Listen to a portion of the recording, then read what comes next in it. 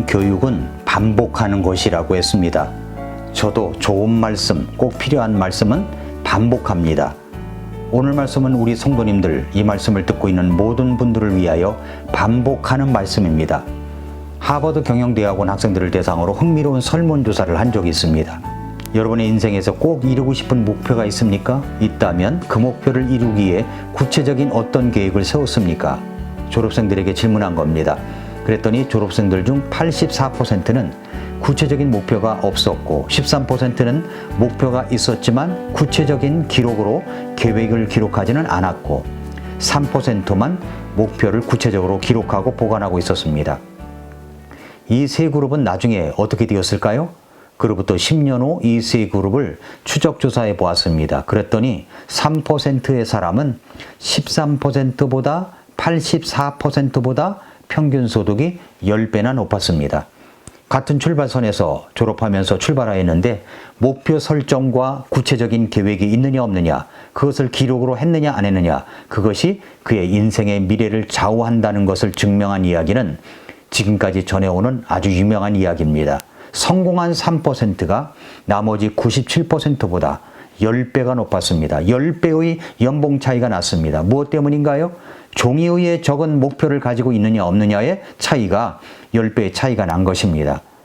2022년도를 시작하면서 새해 여러분의 계획은 무엇이었습니까? 분명한 목표를 가지고 있었습니까? 그 목표 밑에 여러분의 결심은 무엇이었습니까? 문서로 여러분의 결심을 서명 날인한 사람과 그렇지 않은 사람의 차이는 10배가 차이가 나는 것입니다.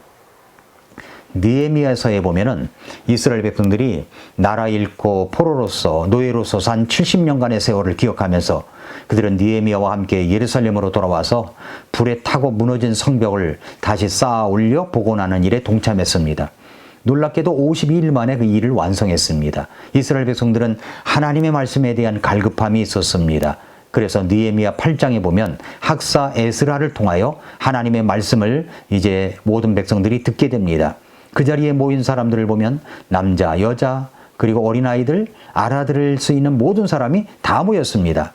학사 에스라가 말씀을 읽습니다. 그 말씀을 들으면서 이스라엘 백성들이 말씀의 부흥을 경험합니다.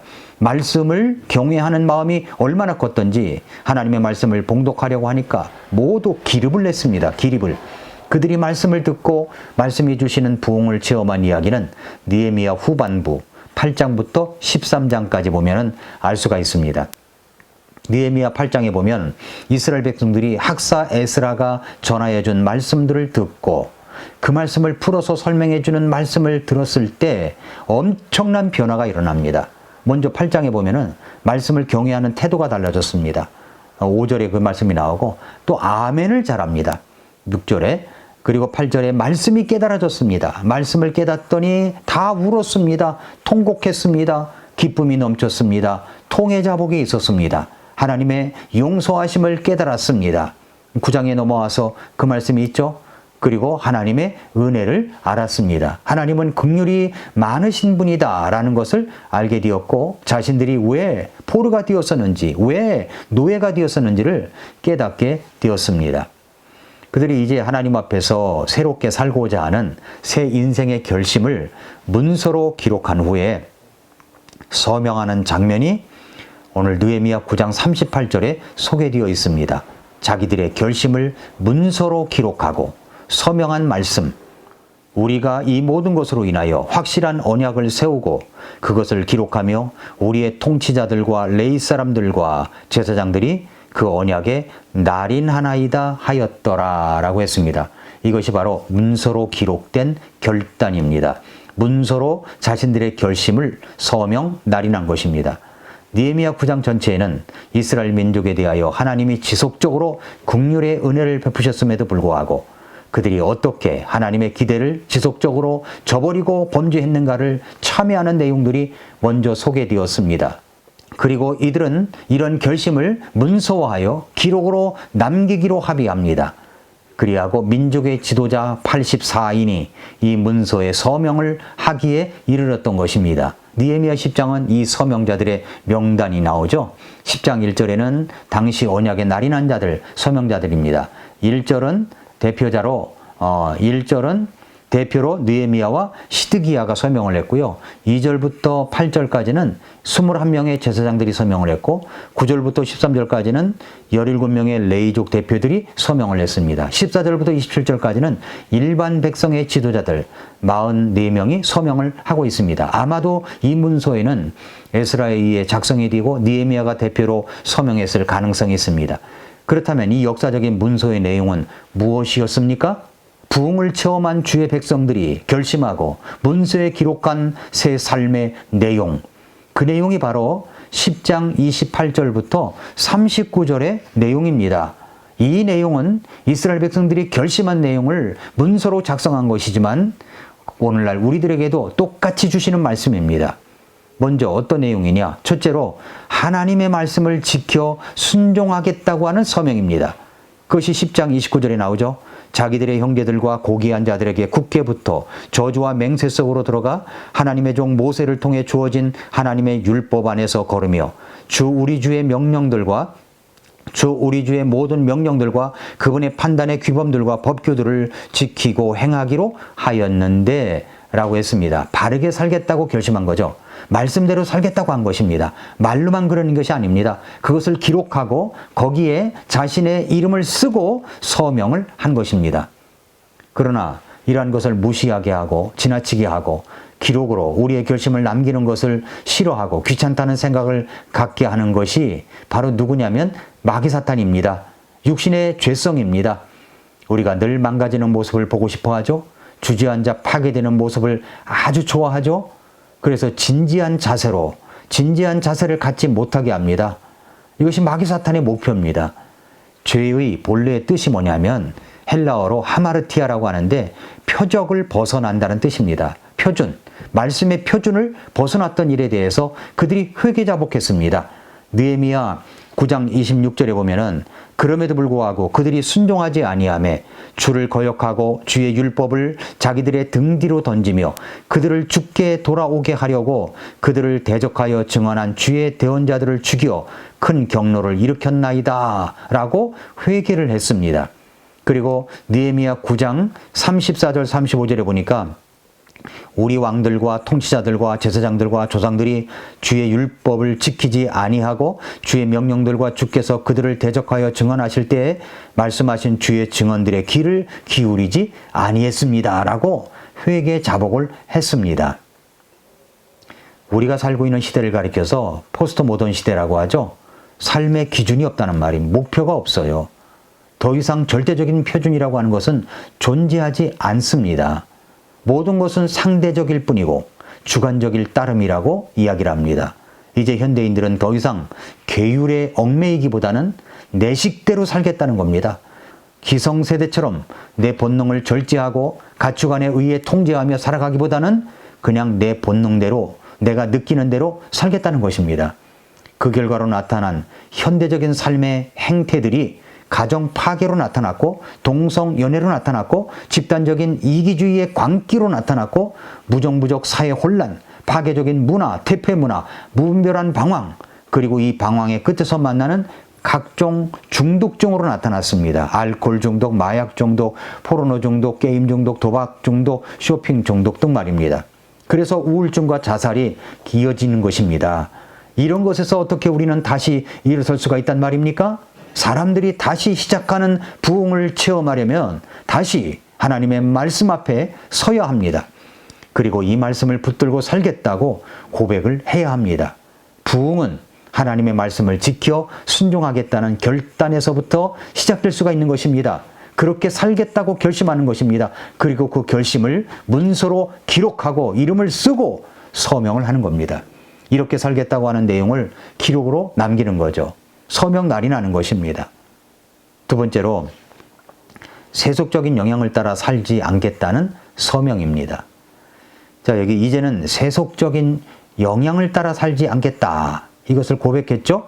느헤미야 10장 29절에 보면은 느헤미야 10장 29절에서 하나님의 율법을 쫓아 살겠다고 고백한 이스라엘 백성들은 이제 10장 30절 31절에서 두 가지를 안 하겠다고 결심을 합니다. 이것은 한마디로 말하면 세속적인 영향을 따라 살지 않겠다고 결심한 것입니다. 먼저 30절을 볼까요? 그것은 곧 우리가 우리의 딸들을 이 땅의 백성에게 주지 아니하고 우리의 아들들을 위해 그들의 딸들을 데려오지 아니하며. 그러니까 자기 자녀들이 세상 사람들과 결혼을 안 하도록 유의하겠다고 선언한 것입니다. 믿지 않는 자와 멍해를 하지 않겠다고 하는 믿음의 선언입니다. 솔로몬 왕이 무너진 진짜 원인은 이방 문화에 젖어 있는 여인들을 데려와 결혼을 했기 때문입니다. 우리의 자녀들이 어떻게 세속적인 영향에서 보호되며 살 것인가를 가르치는 그런 말씀을 우리에게 주시고 있는 것입니다. 세속적인 영향을 받지 않고 물들지 않겠다는 것을 그들은 결심을 한 것입니다. 그 다음으로 이제 10장 31절이죠. 안식일이나 거룩한 날을 범하지 않겠다고 하는 결심입니다.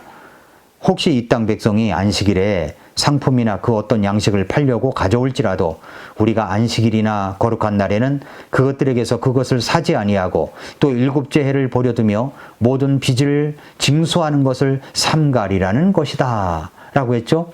이 말씀은 구약시대처럼 안식일을 문자적으로 지킬 것인가 말 것인가를 말하는 것이 아니고 왜 주께서 이 명령을 주셨는가를 먼저 이해해야 됩니다. 안식의 제도가 무너지면 그렇지 않아도 세상 살기가 바쁜 사람들이 일주일에 한 번 하나님을 예배하고 묵상하는 일마저 등한히 하게 되면 과연 이 주의 백성들이 구원받았다고 하는 사람들이 믿음을 지탱하는 일이 가능하겠습니까? 안식일 제도는 구약시대에 주의 백성들이 당시의 세속 문화와 세속 영향에서 자신들을 지킬 수 있는 하나님의 선물이었다라고 믿습니다. 이제 안식일은 주님께서 부활하신 날, 곧 주일로 됐습니다. 주일날 하나님의 집인 교회에 와서 예배하며 봉사하며 영적인 안식을 취하고 육체적인 안식을 취합니다. 안식이라는 책을 쓴 마르바터는 그의 책에서 안식을 지키면 안식일이 우리를 지킬 것이라고 말하고 있습니다. 내가 주일을 지키는 게 아닙니다. 주일이 나를 지켜준다는 말입니다. 코로나가 거의 끝나가고 있습니다. 그동안 우리는 코로나 때문에 교회 나가지 못하고 현장에 가서 예배를 드리는 것보다 집안에 앉아 영상으로 대체시킨 적이 많습니다. 그런데 지금 아직까지도 그런 사람들이 남아있다는 겁니다. 그것은 올바른 것이 아닙니다. 모여야 합니다. 두세 사람이 내 이름으로 모인 곳에 주님이 함께 하십니다.